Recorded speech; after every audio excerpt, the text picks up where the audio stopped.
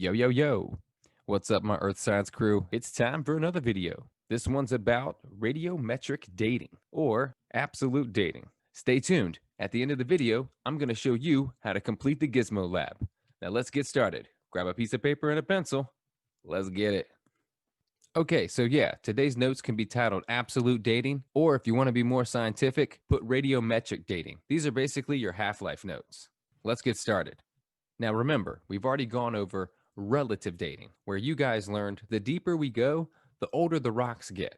Today, instead of trying to figure out which layer is older, we're actually going to try to figure out the exact age of those rock layers. We're going to try to find out the age of a rock. That's right. No, not that rock. This rock. And we're going to do it using radiometric decay. Now, when we talk about radiometric Now, when we're talking about radiometric decay, you're going to hear me say two isotopes, the parent isotope and the daughter isotope. Parent isotope and the daughter isotope.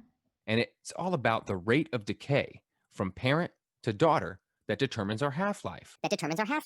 Now, we see looking at this picture that we are going to decay from parent into what is known as daughter isotope. If we could look inside this rock, we would find that some of the atoms are actually radioactive. And these radioactive atoms, or radioactive isotopes, are going to decay over time into daughter isotopes. At first, we notice all of the radioactive atoms are red. This means that they are radioactive. After one half-life, exactly half of those atoms have turned green and become daughter isotopes. These are now stable. This could be a hint as to what a half-life stands for. Just to make sure you fully understand the difference between parent and daughter isotopes, I want you to write these down in your notes. Parent isotope is the original radioactive part of the atom. Daughter isotope is the final version, not radioactive. By using the parent and the daughter isotopes, we can actually come up with an exact age by using radioactive decay. Over time, elements give off energy, and eventually they become non-radioactive. Now, there are three isotopes that we can use: carbon-14, or C14, uranium-238, or U-238, and potassium-argon, also known as K40. Carbon-14 is used to date plants, while uranium and potassium-argon are used to date rocks. All of these isotopes have a very specific half-life. Now, a half-life is just the amount of time it takes for half of the parent to decay into a daughter isotope. We start off, we have 100% parent isotopes. And again, after one half-life, notice every half-life, we're only losing half, so there's still half remaining. You don't go from 100 to 50 and from 50 to 0. This is an example of cobalt-60. It has a half-life of 5.3 years.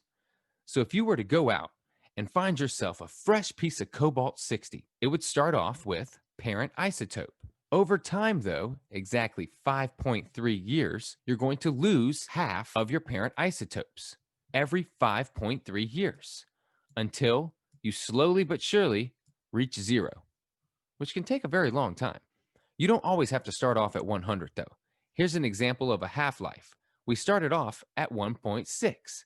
After our first half-life, which took about 400 seconds, we now only have 0.8 of our parent isotope.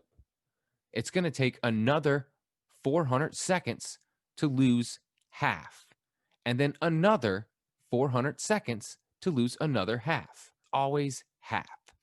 So just to sum it all up, radiometric dating is just trying to find the absolute age. If you know the rate of decay for a radioactive element in a rock, you can figure out the absolute age of that rock. And a half-life is the time needed for half of a sample of a radioactive substance to undergo radioactive decay. So basically, after every half-life, the amount of parent material decreases by 1/2. This is just one more slide to show you we have lost exactly half. And sure enough, after our third half-life, if we count the number of red dots, let's do that really quickly. 1, 2, 3, 4, 5, 6, 7, 8, 9, 10, 11, 12, 13, 14, 15, 16, 17, 18, 19, 20, 21, 22, exactly 25. Exactly 25. Then we're only going to have about 12 or 13 left. 1, 2, 3, 4, 5, 6, 7, 8, 9, 10, 11, 12, 13. So again, we're losing half each half-life.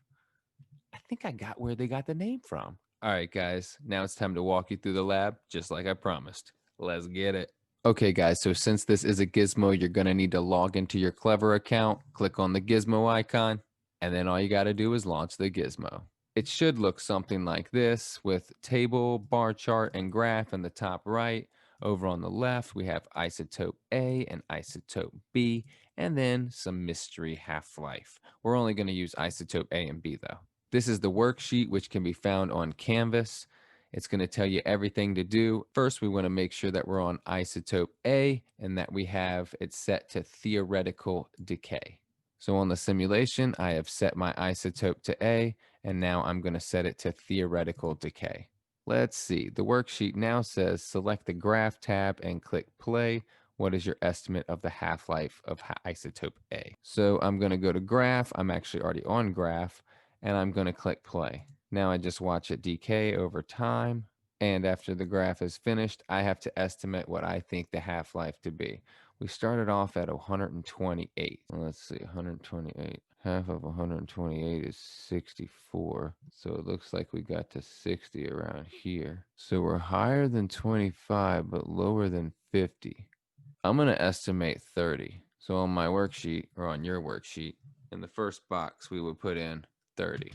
So now they want us to use this probe, and we're going to find the isotope's half-life. All right, so here's half-life probe, and then I need to go from 128 until I get to 64. Oh, look how close I was.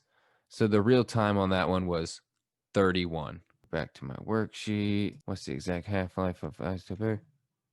31. All right, there we go. So I was only off by 1. Not bad.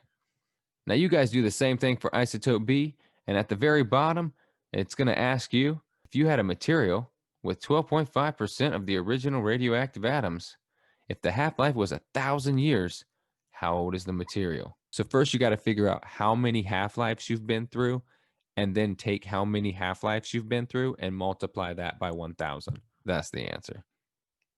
All right, guys, that's it for today's video. I'll see you in the next one.